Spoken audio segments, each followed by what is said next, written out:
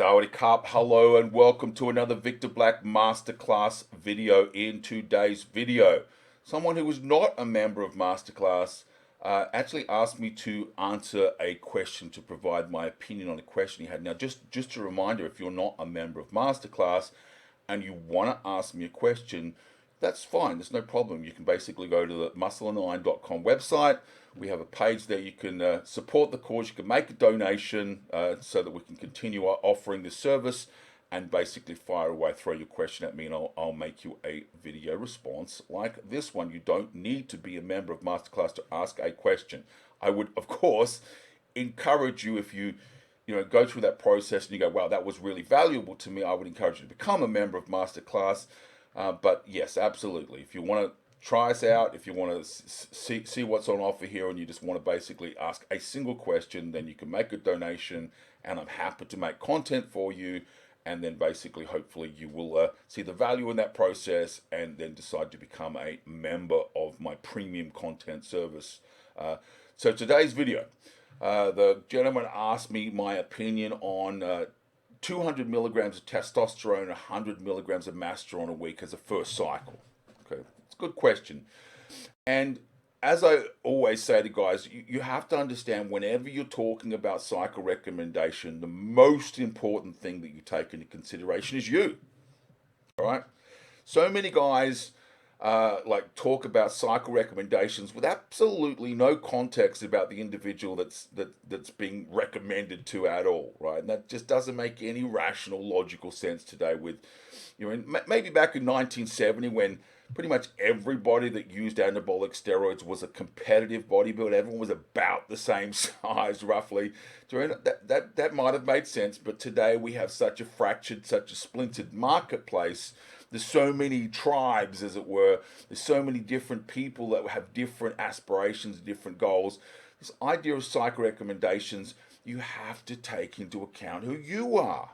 It's very, very, very important. So my answer here is quite bluntly this, and that is, this could well be the best possible cycle for you. Absolutely. This could be the answer, right?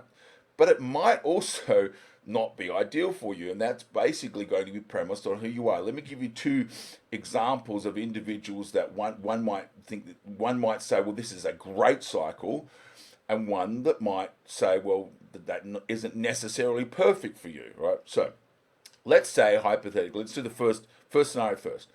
Let's say hypothetically that the individual asking this is someone who has some experience on testosterone replacement therapy. They've been lucky enough to find a doctor that will support them at the upper end of that threshold, which is 200 milligrams of testosterone a week. Maybe they're even self-administered and they're using 200 milligrams a week, and they're basically interested in adding a complementary compound to that protocol. All right. Now, they're not interested in moving up into what we would call truly super physiological doses. They're basically saying, okay, so what are the other compounds that I potentially could deploy here that would be, maybe beneficial to my goals, but at clinical type doses, right? So that individual, right, might look at this cycle and go, that's a great idea, right? Why? Because what they're effectively able to do is leverage a compound that is, going to potentially bring things to the table here. Better estrogen modulation without the need for an aromatase inhibitor would be an example. Increased nitrogen retention, increased muscle protein synthesis, decreased muscle protein breakdown, all with relatively moderate side effects. One could say, in really side effects you can set aside your concern over. And so this might be a very synergistic and very complementary first venture into the world of performance enhancement for someone who has a background in TRT, because you have to remember, as soon as you're introducing masteron here, you're crossing that threshold. You're no longer in the domain of TRT. You won't find an endocrinologist that will, give you this on prescription today, right? Which is unfortunate, but it's just the reality of it. So you are literally going, I'm making a conscious decision to step out of the world of TRT and into the world of, what I call the supernatural man, Would adding 100 milligrams a week of a DHT derivative like Masteron make sense? Absolutely. Would it provide a measurable outcome differential to my 200 milligrams of testosterone? Absolutely. All right. You got to remember this is when you're taking 200 milligrams of testosterone, adding another 100 milligrams of compound is not. It might seem like small doses here, and they are. Don't get me wrong; these are not by any means significant dose of compound, but comparatively to what you were doing, it's a step up, right? So that might be a great plan. Okay, great. So if you're a guy that's basically using TRT today under doctor's supervision or self-administered, and you're interested into moving, incrementally into the world of the supernatural man, just creeping forward and seeing what that feels like and seeing what that looks like in terms of return for you, this could be a great model, right? I would fully support that model. However, if you had slightly larger ambitions than that, if you were saying, no, my goal here is, really I'm interested in super physiological doses, that's where I'm going with this, then I wouldn't recommend you start with this cycle. So hopefully you can understand here, this is what I'm talking about, context. Who are you? Where are you coming from and where are you going matters here. As I said, 1970, everybody had fundamentally the same goal, to compete. Do you know what I mean? Whether they competed in bodybuilding, whether they competed in powerlifting or strength sports, it doesn't matter. That was their domain. That's why they wanted to compete. And they all pretty much did the same thing. That's valid. That's fine. I support that historical discussion. But today, it's such a splintered environment. You need to take into context the individual. So now what I'm going to talk about is I'm going to talk about my recommendation for guys that are not coming from the TRT world, interested in putting one foot into the pond to test the waters, as it were, and seeing what supernatural man feels like. But someone that's basically saying, no, I'm intending to head down the path of super physiological doses of anabolic and androgenic steroids. What should I do for a first cycle? In my opinion, for that individual, there is one and only one basically way to do that, and that is, firstly, you need to talk about your understanding and your exploration of the master hormone, the hormone from which all other anabolic and androgenic steroids are basically, referenced, and that is testosterone, right? You begin with testosterone, all right? Yes, it is absolutely true that you don't have to. There's no medical reason that you can't use other anabolic and androgenic steroids without testosterone. In fact, if you look at clinical practice, that's exactly how they're deployed. When they use Anavar, when they use Nandrolone, when they use Anadrol, when they use these compounds in a clinical setting, most typically they're not partnered with testosterone. Okay, they are used in isolation as a monotherapy. Absolutely true. Is it possible to do so? Absolutely. Is it optimal to do so? No. Does it make sense from a rational, logical basis to start there? No. Why? Because ultimately, if you're going to head down this path, and this is a multi-year, potentially even a lifelong consideration that you need to make when you talk about crossing that threshold from natural training to enhanced training, this is a serious discussion. This is a potentially life-altering direction that you're heading in, right? Ultimately, inevitably, you're going to have to learn to deal with the master hormone, testosterone. You just are, right? So it makes sense from a rational basis to begin your journey with that compound, right? Learn how to use testosterone, learn how to modulate the side effects of testosterone, learn to get the most out of testosterone, because you're going to be living with that compound for many, many years to come.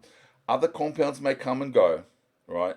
You may use compounds on rotation like I do, but testosterone is going to be omnipresent, always with you. So it makes sense to begin with the master hormone, the hormone from which all other hormones are referenced, testosterone.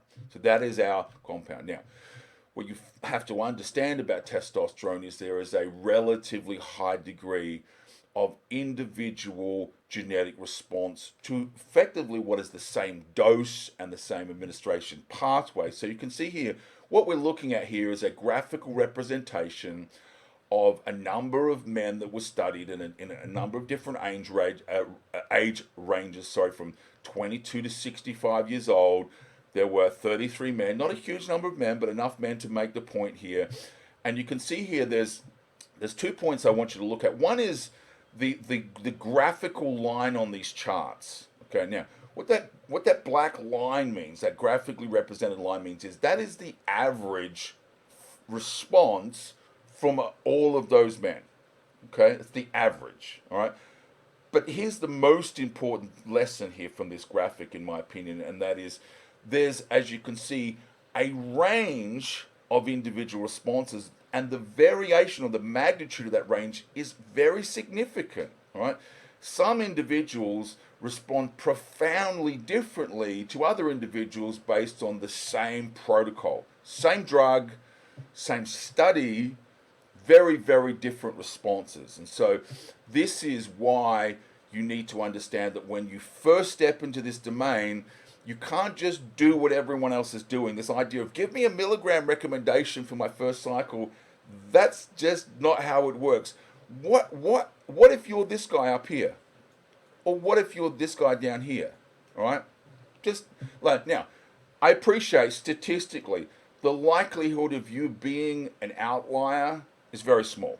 Statistically, you're probably just average. All right? That's how this works. You know, statistically, you're probably here. However, right, that's only 33 guys. That's not thousands of guys, and so you have a few remote outliers. That's just 33 guys, and there are guys in the middle, and there are guys on the outlying edge of this data. So it's practical and possible that basically you are going to respond differently to the guy on your left and differently to the guy on your right from the same amount of drugs administered in the same manner, right? That's just called, individual genetic response, right? You're going to respond differently to the amount of total testosterone that your body sees, the amount of free testosterone, and the amount of side effects that you see as a consequence of use. So this is why I don't recommend to guys, like, you should start with 600 milligrams or you should start with 500 milligrams. That's like a blanket response. There's absolutely no allowance in there for this concept of individual genetic, variable response. That's just like, here's one size fits all solution. That just doesn't make any sense, right? So here's what I recommend you basically do. You appreciate that there are a number of reasons that potentially why you might have a different genetic response to the next guy. All right, there are just a whole bunch of different mechanisms that can explain why this guy responds differently to that guy. You don't, in my opinion, necessarily need to understand all of those. I think you would benefit from doing so. I do, but let's say you don't want to invest that time. That's fine. Well, let's just say it's enough to understand there is genetic variation in response, and there are very practical and very demonstrable reasons behind that. Okay, so what are we going to do about that? This is the model then that you should follow if you are serious about using anabolic steroids, and this is your first cycle, your first foray into this space. And that is this: you need to start off with enough testosterone to see what would be considered to be a marginal response. So 200 milligrams of testosterone a week is a commonly prescribed testosterone replacement therapy dose, that will place most guys most of the time into what we would call upper natural range.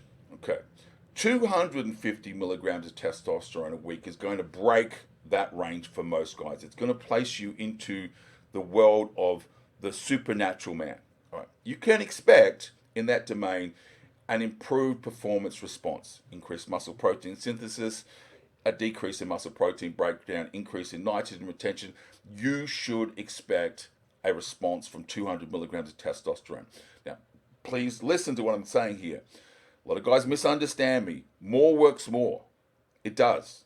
There's a very clear, demonstrable dose-response relationship with anabolic steroids. The more you take, right, the more it works. What I keep trying to explain to guys is It's also true to say the more you take, the more it hurts. Okay, so nobody's saying more doesn't work. More does work. More works more, and more hurts more. So, what you need to find out is how you as an individual tolerate testosterone, the master hormone. That is your first job on your first cycle. That is your only job on your first cycle. It's not beast mode on, right? Your responsibility on your first cycle is to understand how you as an individual tolerate the master hormone that you're going to be living with for the next 10 years. That is your job. Okay?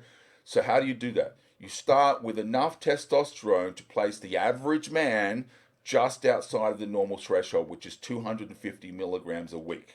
Okay?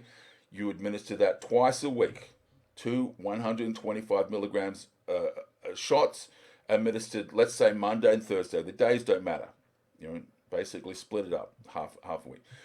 And you spend a couple of weeks very carefully observing the subjective response that you get from that. I recommend that you basically weigh yourself every single day. I recommend you take your blood pressure every single day. And I recommend that you try to be as tuned in with your body. That's very bro, accept that, but that's part of what we do. Tune into your body to the greatest degree possible about 250 milligrams testosterone a week. What does it do to you? It's totally subjective. Keep as many notes as you can. What's my training like? Have I noticed a difference in training? What's my strength like? What's my sex drive like? Do I notice any difference in what you would call quality of life markers? How am I responding with due regard to sleep? Do I notice that I have different aggression levels? Do that for a couple of weeks and then incrementally increase the dose. Go to 300 milligrams of testosterone. Do the same thing. Document this process. Then go to 350 milligrams. I don't want you to take an II. All right? I want you to be looking for how much testosterone you can tolerate as an individual without noticeable side effects, without modulation, without an aromatase inhibitor. By all means, you should have one on hand in case things get out of control and you need to deploy it. That's great. That's just rational, logical, and sensible. But you should be able to incrementally increase testosterone until the point whereby you start to see these side effects. All right. Now, how much is that? As I said, it's going to vary from every individual. For me, personally, I can tolerate about 300 to 350 milligrams of testosterone a week with absolutely no side effects, without absolutely no estrogen modulation at all, right? Period, right? Yes, there are certain things that I do that basically one could say, well, that's estrogen modulation, but they're natural things, right? There are a whole bunch of things that I discuss in masterclass that you can do to help you with estrogen modulation that are natural. Using zinc. Zinc is a natural aromatase inhibitor. So, believe it or not, button mushrooms. So you should look at what the natural estrogen modulation solutions are in the world, and this is true whether you're natural or using drugs or not. And I don't consider those to be deployment against estrogen modulation because I think they're beneficial to your quality of life anyway. There's nothing wrong with eating vegetables, and there's nothing wrong with men taking a zinc supplement or making sure that they have enough dietary zinc in their dietary model. So the point being is, you need to incrementally increase testosterone, taking notations as you go along the way, looking at the subjective nature of these drugs, aggression levels, training levels, body weight levels, blood pressure. Follow all these things. I promise you, at some point you'll start to see, okay, things are starting to change. And that is the point that we stop. All right? That's the point you stop. Okay. Now, as I said, for me, that's 300 to 350 milligrams of testosterone. I know guys that's 250 milligrams. This is the difference. Everybody responds differently. And yes, I do know individuals that can tolerate more than me. But the point is, you need to figure out who you are and how much you can tolerate without side effects. Now, when you reach that point, that's the point where basically you have discovered the purpose of your first cycle, which is what's my threshold, what's my personal tolerance threshold for the master hormone testosterone. Okay. Now, from that point forward, I wouldn't recommend you adding more testosterone. right?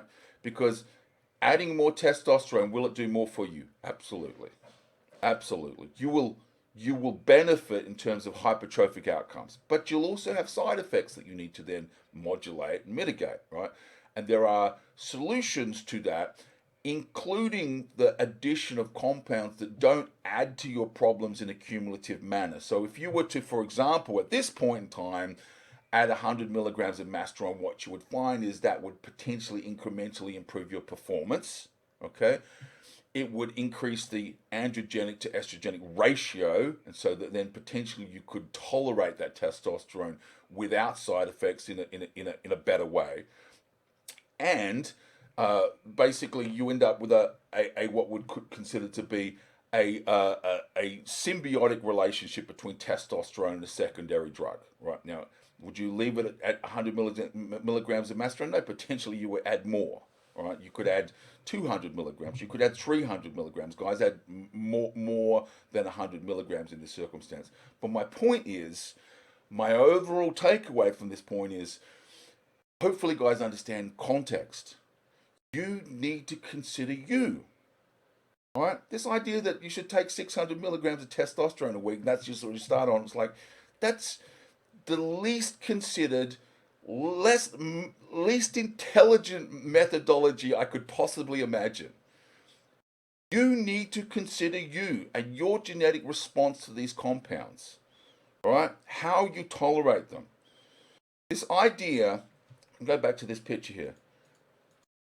This idea that everyone responds the same, that's fucking bullshit, right?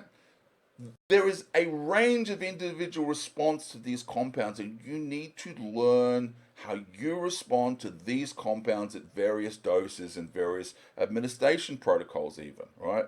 So this blanket recommendation that beginners should start on 500 milligrams or 600 milligrams, it's like, okay, if you're a bro, hell, go for it. People have been making that recommendation for 30 years. Fine. Right? I'm trying to educate guys about a more intelligent, a more logical, a more rational approach. And in my opinion, that approach begins with understanding that you are an individual. You have your own unique set of goals to begin with. Your goals are not my goals. My goals are not Phil's goals. Right? You have your own goals, and you have your own genetic individual response to these compounds. And I think, hopefully, that it makes sense that you want to take that into account when you're going through this process. So how we do that is we basically start from a perspective of understanding that I need to understand how I respond to these compounds. How am I going to do that? I'm going to titrate up and take a relatively small amount. I'm going to observe the response that I have to that amount of compound delivered in that method. I'm going to document that to the greatest extent possible. As I said, very subjective, agreed.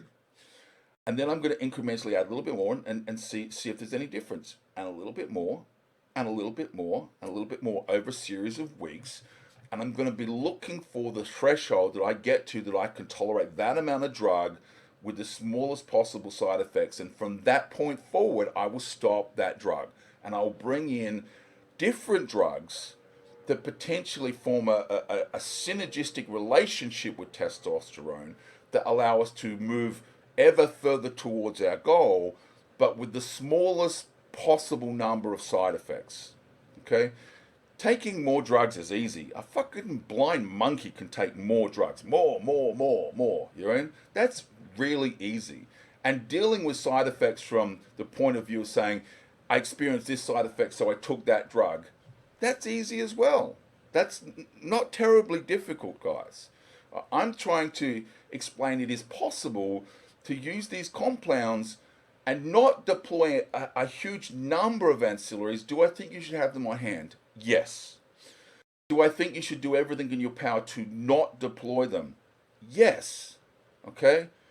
And the consequence of that, hopefully you would understand, is potentially safer use. All right? The best possible outcome towards our goals, I'm all about outcomes. Best possible outcomes, the smallest amount of drugs possible, right, to help us realize our goals, the least amount of stress possible, but in an overall sense, in understanding that you are a unique individual, all right? You stand alone from everybody else. You have your own goals, you have your own history, you have your own future, right? And you have your own genetic response to these compounds, and you owe it to yourself to take those things into account when you're planning your use of these drugs, right? Don't fall for the idea that everybody should start on X amount of drugs. That's just, that's the bro way of doing things, right? This is the rational, logical, intelligent thinking bodybuilder's approach to drug use. Start low, look at the consequence of use, and incrementally increase the compounds and watch for how you respond to these compounds at these doses. So I hope you found that video useful.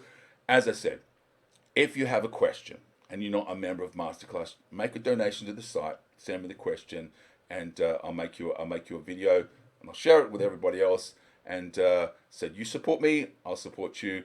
I look forward to seeing you at the next Victor Black